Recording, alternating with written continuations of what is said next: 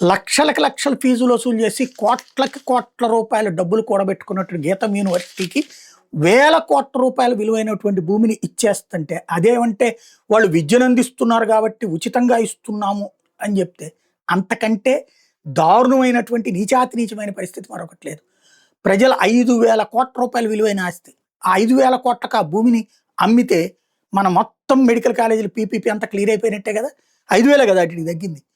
శాశ్వతంగా కొన్ని వేల మంది జీవితాలు బాగుపడతాయి, కొన్ని లక్షల మంది పేషెంట్లకు ఉపయోగపడతాయి హాస్పిటల్. 5,000 రూపాయలు 5,000 కోట్ల రూపాయలు లేక పీపీపీ కిందన మన మెడికల్ కళాశాలలో ఇచ్చేస్తామా? గీతం యూనివర్సిటీ వాడికేమో 5,000 కోట్ల రూపాయల విలువైన భూమిని ఆక్రమించుకుంటే తిరిగి ఇచ్చేస్తామా? ఇది ప్రజలేం పట్టించుకోరు అనుకుంటున్నారా? అట్లాగే కరెంటు బిల్లులు కట్టకపోతే తెలంగాణ ప్రభుత్వం యూనివర్సిటీలకి లేకపోతే రామోజీ ఫిలిం సిటీకి 100 కోట్ల రూపాయలు పన్ను మాఫీ చేసిందట వాళ్ళు పన్ను కట్టకపోతే. ఇదేం పద్ధతి? రామోజీ ఫిలిం సిటీ డబ్బులు తీసుకోకుండా ఏమైనా చేస్తా? అక్కడ రెస్టారెంట్లో ఉండే రేట్ ఎంత, బయట రోడ్డు పక్కన ఉండేటువంటి రేట్లు ఎంత దారుణంగా తీసుకుంటున్నారు వాళ్ళు డబ్బులు. వాళ్ళకి మాఫీలు, దాన్ని ప్రజలేం పట్టించుకోరు అనుకుంటున్నారా? మేబీ జనాలందరూ కర్రలు కత్తులు తీసుకుని రోడ్ల మీదకి రాకపోవచ్చు సినిమాల్లో లాగా, కానీ కడుపులో కత్తులు నూరతారు. ఇది గుర్తుపెట్టుకోవాల్సింది.